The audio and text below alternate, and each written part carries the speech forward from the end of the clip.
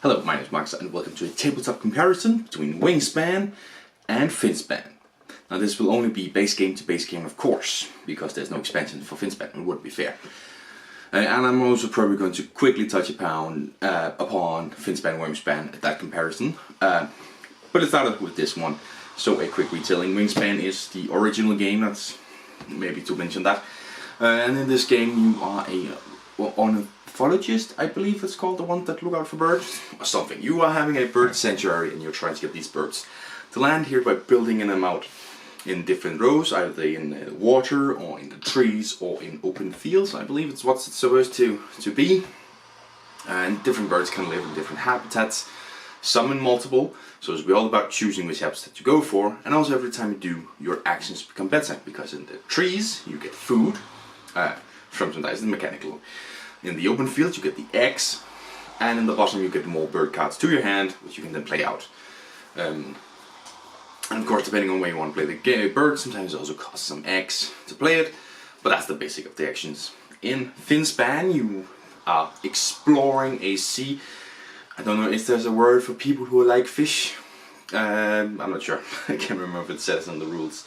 But you're exploring your own little area of marine life, and every time you dive down into the deep depths of these waters to try and discover new fish species that you then document on your board to say, oh, these live here, so to speak.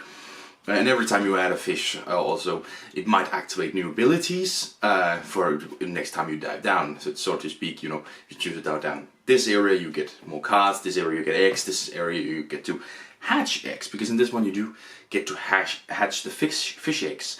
Now some fish do require fish eggs to be played, so that is an balancing effort, but if you hatch the fish eggs, you get a tiny little fish. And some animals like tiny little fish for them, but if you can gather up 3, you get a school of fish, and that basically doubles the amount of points you get for them.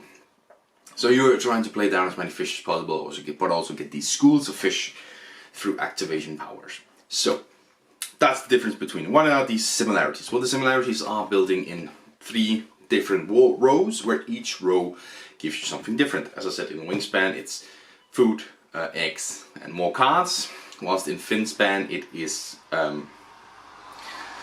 more cards, eggs, and hatching eggs and moving around your freshly hatched young, because in this one, an addition is you want to move these young around to create schools.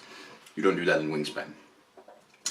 Another difference is as well in Wingspan, to play a bird card you say, I choose to play a bird card action, and then you pay the cost in resources and maybe eggs. Well, in Finspan you choose to play a fish, and then you pay the amount in cards. You take cards from your hand and pay for it. Now some of them require eggs or fish, or even require you to play the fish on top of a different fish in your marine life, predators eating different fish. So that's how you play it. That's the difference in playing the cards. Another difference is, in Wingspan you start from left to right, so you take the leftmost empty space to play a bird card in. Whilst in Finspan you play it wherever the hell you want. Of course there can be some requirements within depth, or even the row that they need to be played into, or as I said, that they need to be played on top of a different card. But other than that, you play them wherever you want. And that difference is going into the thing that people say about Finspan, which is the simpler version of Wingspan. You don't have a limitation in where you play your cards. It's simpler. Perhaps it is. But another similarity as well is, when you play a card, usually your action gets better for choosing a row, right? In this one it's diving down, in this one it's just choosing a different action. And for Wingspan, every time you put down a card, that action gets a little bit better. Maybe not super much better, but a little bit. It can be, you know, you still get 2 eggs, but now you can exchange a resource to get an extra egg, something like that. In Finspan, however, the first 3 cards you play down might make the action better, because it's sort of split it. You can still have 6 birds, well it's actually 5 in here, so not still. We're gonna have 6 fish down the same row. The top 3 belong to the top one, and then you have the 1 card in the midnight zone, or what is it that's called, the dusk zone, whatever, and then 2 at the very bottom. And once you have 1 fish in each of those, you can activate an action for each of those sections. So in the top one, right, there's 3. The first bird activates that one, so you get the action from that one. That can be getting a card, getting an egg, hatching an egg. The next ones you play, they don't upgrade your action, so to speak, unless of course you have a brown action piece that says when it's activated you do something. But if it's just an endgame scoring or when you play this card action, you don't actually upgrade your diving action on that space. Opposite in Wingspan, where every time you play a card, you are going to upgrade your action, plus you might even have better upgrades with the brown when activated spaces. And I think that's the key difference, because Wingspan in essence is a what's it called? Engine builder. You put down these cards to try and make all the actions really, really good, so that one action now means 3 different things instead of one thing. And Finspan and an extension Wyrmspan tried to copy this, but Finspan tried to make it simpler, Wyrmspan made it more difficult. And both of them failed to emulate what Wingspan did so well in this engine builder, which is that every card is brilliant. You always sit there and thinking, I can use all the cards. Whilst in a game like Finspan, it is very random which cards you get, and you can still use off of them, but it doesn't really seem to matter. I mean, once you've gotten 3 down for each layer, you need some specific really good cards for one to take the time to play them, because otherwise you're not really upgrading your actions, you're maybe just putting down 3 points.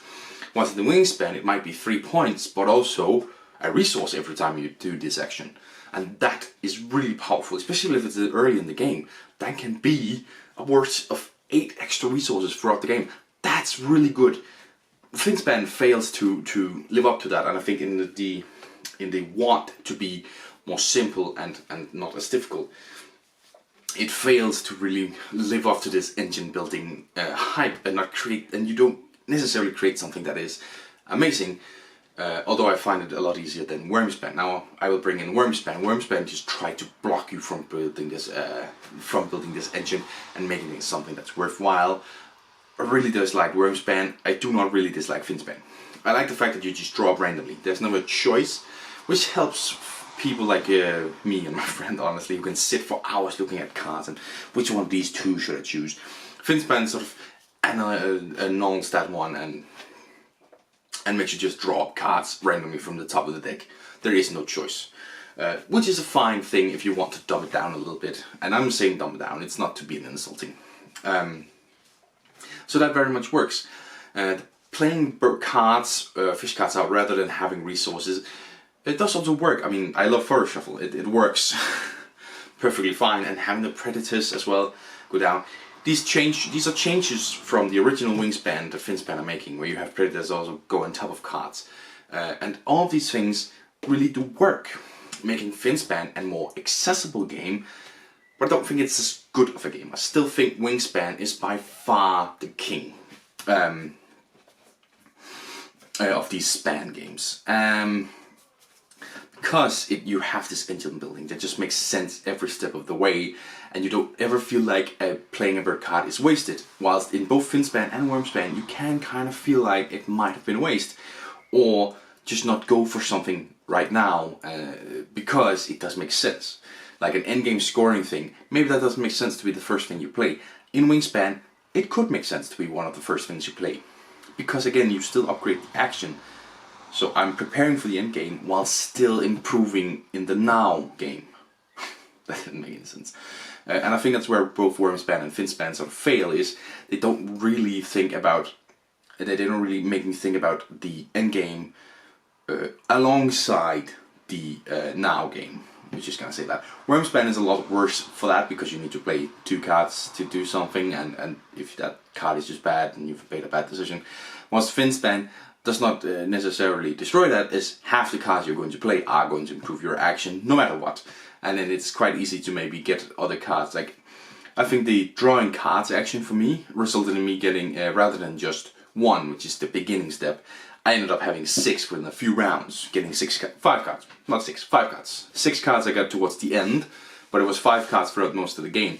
So the fact that I'm able to do that with random luck of drawing cards means that it still is very much focused on this engine building. I think like Finspan learned from Wyrmspan that what makes Wingspan amazing is this world building or deck building, engine building.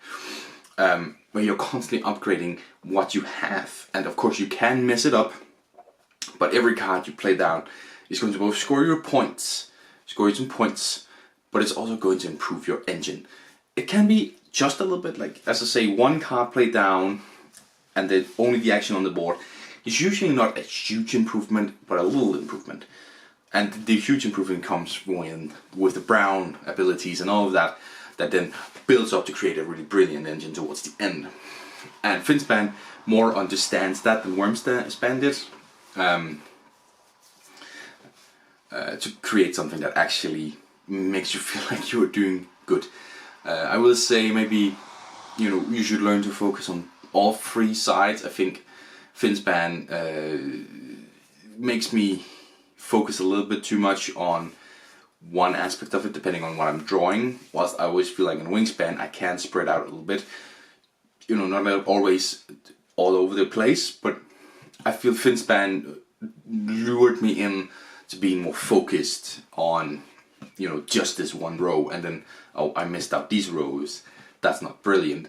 But maybe that's just my experience. I mean, it could just be my experience. It could just be me that's silly. They are trying in Finspan more than in Wingspan to bring in thematic words. Like in Finspan, when you're activating a row, you are diving down. In Wyrmspan, you were exploring. Whilst in Wingspan, you're taking an action. So they're trying to bring in more thematic language, which I will give a thumbs up to. I love that. Whilst I think Wingspan is a perfectly fine and very thematic game, it is lovely to see, you're not just activating something, you're diving down to discover what's up the deep sea. Also funny to say that you dive down to the midnight zone, which is hundreds of, if not thousands of feet below sea level, and a human couldn't really handle diving down that far. But anyways, this has been me trying to put in some words in the comparison. Wingspan is still absolutely the best span game. Finspan comes in second because it understands the engine building, which is the aspect that's really brilliant about Wingspan. And I think this thing of trying to dumb it down and make it a little bit more simple has very much worked in its favor. Some of the choices they've made, you could discuss, is this really making it more simple, or is it just a different way of playing, like the thing of paying cards to play cards, other than paying resources to play cards.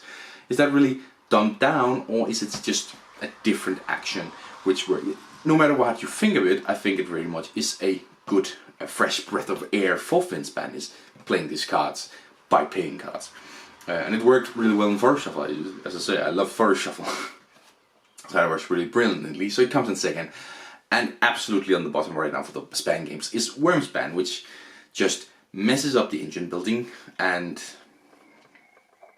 even paying for dragons, playing them down. You get resources still to pay for them, but some of them also cost coins. And if you want to know more about it, I've done a review and a comparison between Wingspan and Wyrmspan. Check it out on my channel.